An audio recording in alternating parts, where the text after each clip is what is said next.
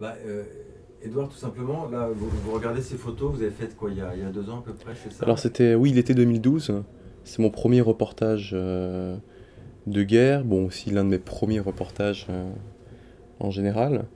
Et c'est vrai que ça fait quand même assez bizarre de revoir des images de Syrie, de revoir aussi des amis, des personnes avec qui on a partagé des moments assez forts, et des situations aussi qui étaient quand même assez compliquées à gérer. Voilà. Vous avez quel regard sur ces photos aujourd'hui? Alors je vois toutes les bêtises que j'ai pu faire au niveau des cadrages et de la composition ou d'exposition, mais comment dire, c'était mon premier reportage, donc c'est assez heureux de les revoir et de me dire que j'espère pouvoir continuer à en faire et, euh, et reparler de ce type de sujet.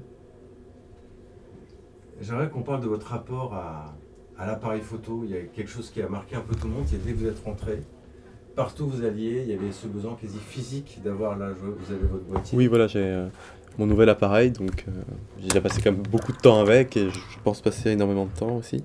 Mais c'est vraiment le fait de retrouver ma place. Je n'aime pas être au centre d'un groupe. J'aime bien être en marge, j'aime bien regarder, observer. Et j'ai pas envie d'être observé, je préfère être oublié par les gens. Et l'appareil photo m'aide aussi à ça. J'aime bien voir, j'aime bien tourner autour du sujet. C'est vrai que ces Et derniers temps, c'est vous qu'on regarde. voilà, et j'avais vraiment envie de retrouver ma place. Parce que moi ou même nous, enfin, on n'a rien fait. C'est tous les agents de l'État qui ont travaillé pour notre libération, c'est eux qui se sont chargés de tout, c'est eux qu'on devrait remercier, c'est eux qui devraient être au centre de toute l'attention. Et voilà, maintenant je voudrais bien être oublié en quelque sorte. Retourner derrière l'appareil photo et aller chercher le sujet et ne plus être le sujet. Voilà, ça c'est pour vous parce que toute la mobilisation que vous avez pu faire pour nous. Ça sera quoi le prochain reportage d'Edouard Elias? Alors je ne sais pas. Il y a tellement de choses qui arrivent en ce moment, voir les amis, la famille, que j'ai pas encore eu le temps d'y penser. Mais je vais m'y mettre très très très très vite. Ouais. Ce qui vous est arrivé, ça va changer votre façon de faire des photos demain? Euh, je, je ne pense pas que ça aura une influence. Je ferai quand même plus attention sur certains risques. Mais je pense pas que cette expérience changera ma façon de faire des photos.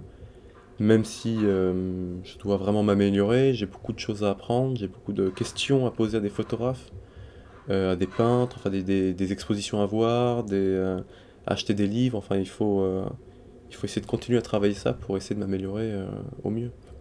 Et le fait de ne pas avoir fait de photos finalement pendant 10 mois, d'avoir été sevré, vous imaginiez, vous continuiez à faire des photos dans votre tête, comment ça Alors se oui, passe? j'ai essayé au maximum, alors il y a eu plusieurs façons.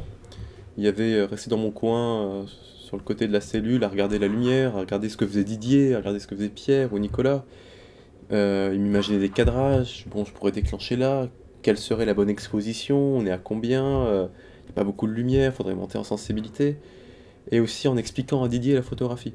Ça m'a permis de retourner sur les bases et d'essayer de poser des problèmes pour comprendre des situations où j'avais pas su gérer, où j'avais pas réussi à gérer la lumière, ou gérer ça. J'ai toujours peur en quelque sorte d'avoir perdu du temps, d'avoir perdu les habitudes, de ne plus être à l'aise, de, de, de plus être aussi rapide qu'avant et j'espère que ça va rester. Ça, je le verrai lors du prochain reportage.